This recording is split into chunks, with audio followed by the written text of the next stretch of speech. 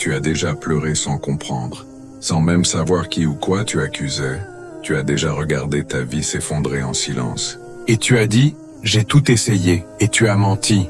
Parce que tu n'avais pas encore essayé la leçon de la goutte d'eau. Il s'appelait Nénès. Il vivait dans un village oublié des cartes, enterré sous les montagnes. Il était intelligent, mais il voyait des problèmes dans le soleil. S'il pleuvait, je ne peux pas sortir. S'il faisait beau, il fait trop chaud. Son père menuisier, homme de main, homme de silence, lui disait « Les problèmes ne meurent pas quand on les regarde ». Mais Nénès écoutait sans entendre. Il croyait que le monde était contre lui. Il ne savait pas encore que le monde ne voit pas ceux qui ne bougent pas. Un matin, le père s'effondre. Pas brusquement, mais doucement. Comme une porte qu'on ferme sans bruit. La boutique meurt. Les clients disparaissent.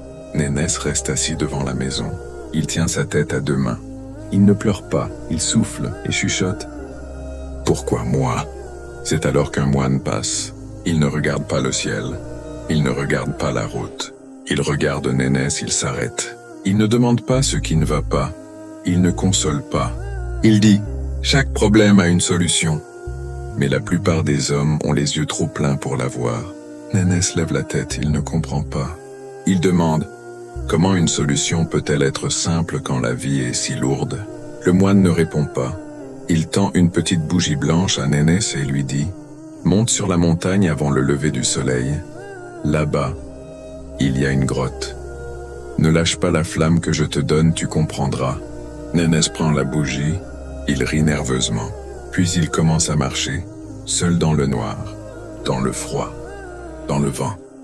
Le vent veut tuer la flamme, Nénès la protège avec ses mains.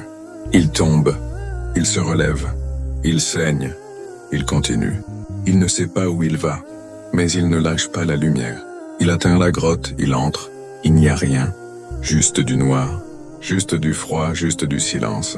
Il s'assoit, il regarde la flamme, il entend ploc, ploc, ploc. Une goutte d'eau qui tombe, depuis 1000 ans sur une roche.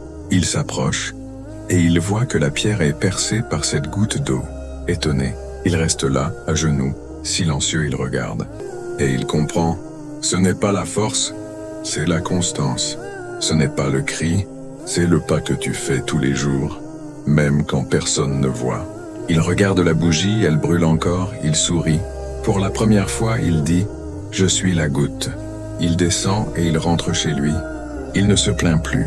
Il ne demande plus « Pourquoi moi ?» Il demande « Que dois-je faire maintenant ?» Il répare, il peint, il nettoie, il attend.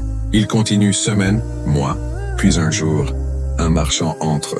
Il voit, il commande 10 chaises, puis 20, puis 100. Le père se lève.